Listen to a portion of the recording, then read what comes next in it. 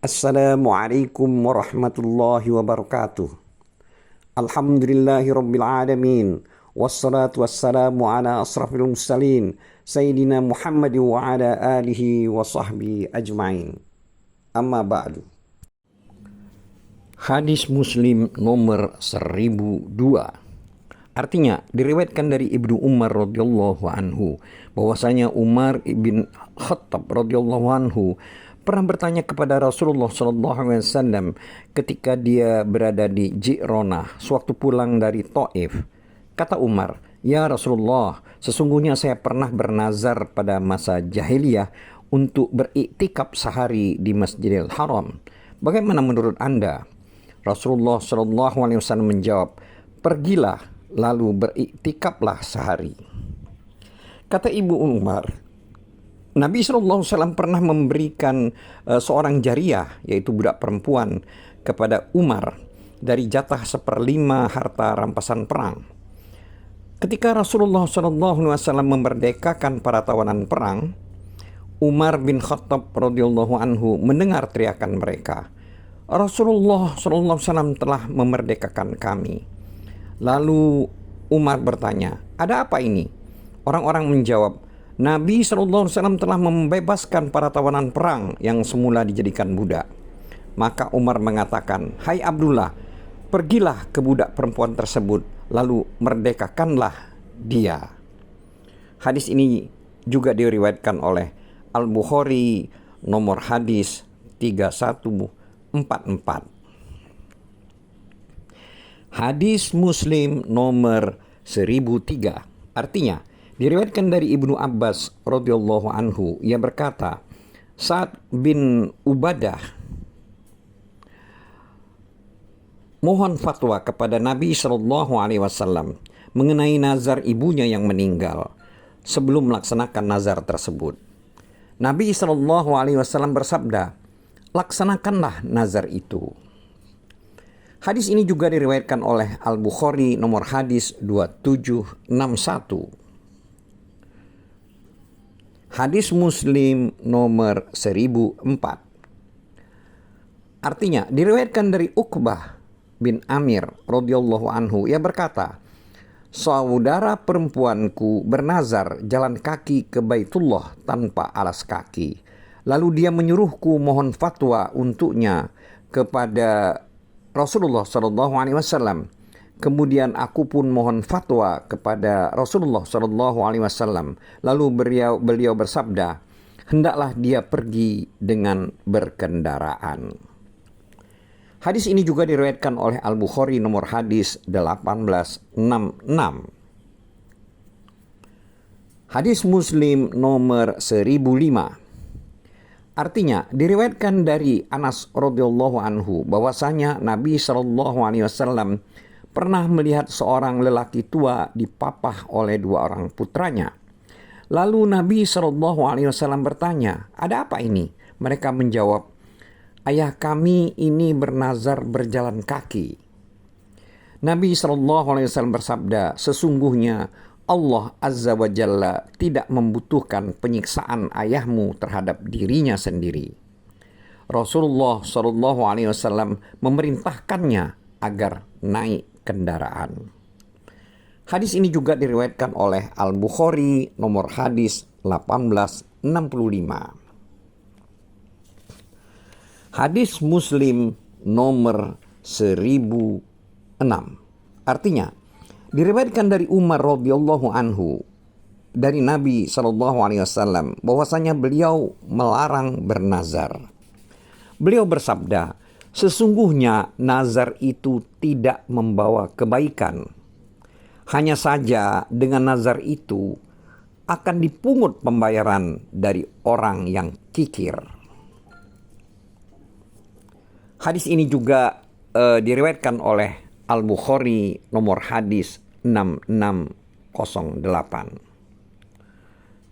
Hadis Muslim nomor 1007. Artinya diriwayatkan dari Abu Hurairah radhiyallahu anhu dari Nabi SAW. Beliau bersabda, "Sesungguhnya nazar itu tidak mendekatkan seseorang kepada sesuatu yang tidak ditakdirkan oleh Allah menjadi miliknya. Tetapi nazar hanyalah sejalan dengan takdir. Dengan nazar akan dipungut pembayaran dari orang yang bakhil yang semula dia tidak ingin membayarnya. Hadis ini juga diriwayatkan oleh Al-Bukhari nomor hadis 6609. Hadis Muslim nomor 1008. Diriwayatkan dari Imran bin Husain radhiyallahu anhu, ia berkata, kaum Sakif pernah membuat perjanjian dengan bersekutu dengan Bani Ukail. Lalu Bani Sakif menawan 2 orang sahabat Nabi SAW. Kemudian para sahabat Rasulullah SAW menawan seorang dari Bani Ukail beserta untanya. Lalu Rasulullah SAW mendatanginya ketika dia dalam keadaan terikat. Orang itu mengatakan, "Hai Muhammad." Maka Rasulullah SAW menghampirinya lalu bertanya, "Ada apa?" Orang itu bertanya, "Apa sebabnya kau menawanku dan apa sebabnya kau menahan ontaku?" Karena menganggap hal tersebut adalah persoalan besar, maka Nabi SAW menjawab, "Aku menawanmu karena kau terikat persekutuan dengan Bani Sakif." Lalu Nabi SAW meninggalkan orang itu. Kemudian dia memanggil beliau. Dia mengatakan, "Hai Muhammad, hai Muhammad." Rasulullah SAW sangat pengasih dan berperasaan halus. Maka beliau kembali lagi kepada orang itu. Beliau bertanya, "Ada apa?"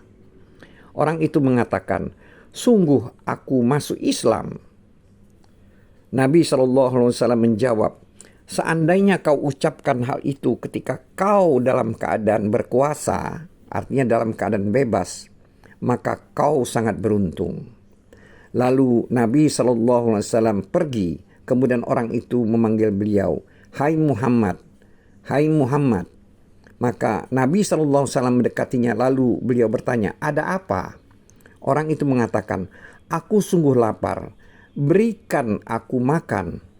Dan sungguh aku haus, berilah aku minum." Nabi SAW melayaninya. Beliau mengatakan, "Inilah apa yang kau minta." Kemudian orang tersebut ditebus dengan 2 orang sahabat Rasulullah SAW yang ditawan oleh Bani Sakif. Kata Imran bin Husain, seorang perempuan dari kaum Ansor tertawan dalam suatu pertempuran. Onta Nabi yang bernama Al-Adba yang direbut oleh musuh. Perempuan tersebut diikat dan orang-orang dari pihak musuh menghentikan hewan tunggangan mereka di depan rumah mereka. Lalu pada suatu malam perempuan dari kaum Ansor itu lepas dari ikatannya. Lalu dia mendatangi onta. Namun ketika onta tersebut didekatinya, maka dia meringkik hingga perempuan itu meninggalkannya. Sampai akhirnya perempuan itu mendekati Al-Adba dan dia tidak meringkik. Kata Imran bin Husain, Al-Adba tersebut memang onta yang terlatih baik. Lalu perempuan tersebut duduk di atas unta Al-Adba itu dan mengertaknya lalu pergi. Pihak musuh mengetahui kepergian perempuan itu, kemudian mereka mencarinya namun tidak berhasil. Kata Imran bin Husain, perempuan dari kaum Ansor tersebut bernazar kepada Allah Azza wa Jalla, jika Allah menyelamatkannya dengan naik onta tersebut, maka dia akan menyembelih unta itu.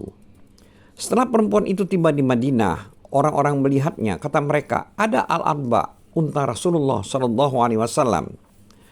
Perempuan itu mengatakan bahwa dia telah bernazar, kalau Allah menyelamatkannya dengan naik unta tersebut, maka dia akan menyembelih unta tersebut. Orang-orang kemudian mendatangi Nabi SAW lalu menuturkan hal tersebut. Maka Rasulullah SAW bersabda, "Subhanallah, sungguh jelek apa yang dinazarkan kepada unta itu oleh perempuan tersebut. perempuan itu bernazar jika Allah menyelamatkannya dengan mengendarai unta itu, maka dia akan menyembelihnya. Tidak boleh melaksanakan nazar yang tergolong maksiat kepada Allah. Dan seseorang juga tidak boleh melaksanakan nazar mengenai sesuatu yang bukan miliknya. Hadis Muslim nomor 1009. Artinya, diriwayatkan dari Uqbah bin Amir radhiyallahu anhu dari Nabi SAW, beliau bersabda, kafarat nazar sama dengan kafarat sumpah.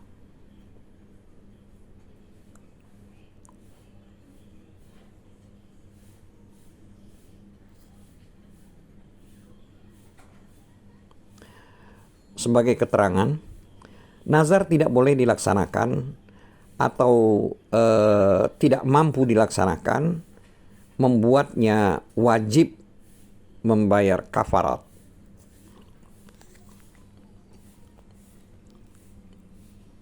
Wallahu a'lam bissawab. Wabillahi taufiq wal hidayah. Wassalamualaikum warahmatullahi wabarakatuh.